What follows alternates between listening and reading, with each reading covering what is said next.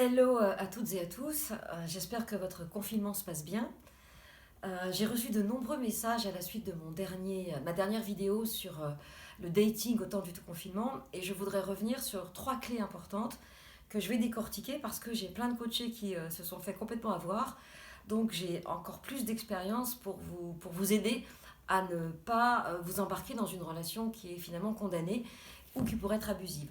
Donc la première clé, elle est très importante, c'est le fait de se voir. Donc Skype, Messenger ou WhatsApp, ce que vous voulez. Mais le visio est très important. 100% des coachés qui se sont rendus à un date au temps du confinement sans visio ont été déçus. Ça, c'est la première chose. Alors, j'ai entendu souvent que les hommes refusaient d'être en visio avec des prétextes. Enfin, ils refusent pas vraiment, mais ils bifurquent, etc. Donc, toute personne qui refuse le visio, je dis bien au temps du confinement, parce qu'avant, c'était pas du tout concevable. Mais toute personne qui refuse un visio a quelque chose à cacher. Le quelque chose, ça peut être une disgrâce sur le visage, ça peut être un visage ingrat, des boutons, un sourire pourri, un mauvais rictus, ça peut être un mensonge sur l'âge, sur la taille, sur le poids. Ça peut être plein de choses. Mais quand c'est flou, il y a un loup.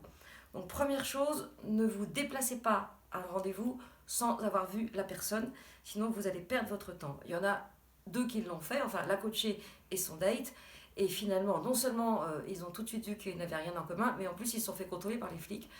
Euh, Confinement oblige. Bon, mais pas parce qu'ils étaient ensemble, c'est juste pour dire que c'était une mauvaise expérience. Deuxième chose, qui est très importante, c'est les relations sexuelles au téléphone. J'en ai encore une qui m'a dit l'autre jour qu'ils avaient pianoté, ils avaient joui par WhatsApp. Franchement, une main pour vous faire jouir, l'autre pour pianoter les trucs cochons, c'est pas top. Et évidemment, qu'est-ce qui s'est passé après? Le monsieur a disparu. Donc chaque fois, il y en a encore une autre aussi, expérience intéressante, un type qui avait l'air très bien, il se voit deux fois, il se passe rien, le type disparaît, et je lui suggère pour aller au bout du bout du bout de lui peut-être lui envoyer un petit mail sympa du style qu'est-ce qui s'est passé, t'as été enlevé par des extraterrestres pendant le confinement, etc.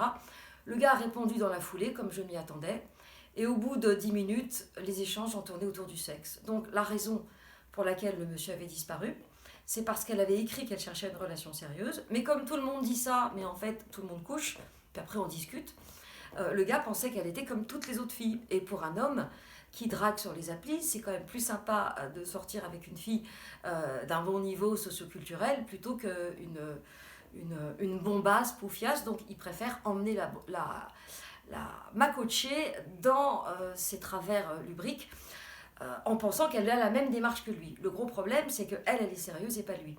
Donc ça lui a montré que s'il n'avait pas donné suite, c'était bien parce qu'il voulait du sexe. C'est pour ça que je vous invite à être très clair sur qu'est-ce que tu cherches. Le souci, c'est que quand on a entre 20 et 40 ans, tout le monde dit qu'on cherche du sérieux et en fait, on se rencontre et on couche. Donc vous avez bien compris que la première allusion sexuelle, la première photo douteuse, la première personne qui vous demande des photos de vous à poil ou en petite tenue ou en maillot de bain, ça sent pas bon, tirez-vous. Et la troisième chose qui me paraît tout aussi importante que les autres pour réussir ce lien avec ce date et pouvoir, après le confinement, transformer l'essai en une expérience concrète, c'est vraiment de créer un lien. C'est-à-dire que il ne suffit pas de vous dire « Ah, salut, tu vas bien, t'as fait quoi aujourd'hui, t'as vu telle série ?» Non, c'est de créer un lien. C'est-à-dire qu'on a un contact régulier, que ce soit une, deux ou trois fois par jour, peu importe, mais que ce contact soit un contact intime, profond, on se dit ce qu'on pense, qu'on ressent. On peut se dire comment on a dormi, j'ai fait des rêves, ah, tiens, ça m'a fait penser que... Et je me souviens, on pose des questions, ça je vous l'ai déjà dit. Et quand tu étais petit, quel genre d'enfant étais-tu et où as-tu été élevé? Raconte-moi ton plus beau souvenir d'enfance. Ah tiens, il faut que je te raconte, j'ai une copine à qui est arrivée telle chose. Ah bah tiens, ça me fait penser que... Donc c'est vraiment important d'échanger toujours sur le modèle ping et pong, mais d'échanger euh, dans des propos intimes où on parle de soi, parce que si c'est juste pour parler, glousser comme des pintades et raconter des trucs de médias, de culturels, etc., c'est pas comme ça que vous allez avancer. Donc je récapitule. Première clé, le visio. Deuxième clé, j'évite les écueils de la sexualité qui sont pas du tout ceux d'une relation constructive. L'expérience l'a prouvé, toutes les coachées qui ont essayé sont toujours en train d'attendre qu'on les rappelle. Parfois il y a des exceptions, mais c'est quand même très rare. Et la troisième chose, c'est de créer un lien intime, constructif, qui va créer une attente sans fantasmer. Ça aussi c'est important parce que souvent vous y allez à fond et c'est parce que vous fantasmez que vous avez tendance à vouloir faire l'amour au téléphone ou en tout cas à accepter sans voir que l'autre vous a emmené dans un entonnoir. Voilà, ne pas fantasmer, avoir 3 dates en même temps, 3 dates en lien, puisque pour l'instant il n'y a rien de très concret, de façon à ne pas tomber amoureuse déjà sans avoir rencontré la personne. Et la meilleure façon de ne pas tomber amoureuse de quelqu'un qui vous raconte ce que vous avez envie d'entendre, que vous soyez d'ailleurs un homme ou une femme, c'est de ne pas mettre tous vos œufs dans le même panier.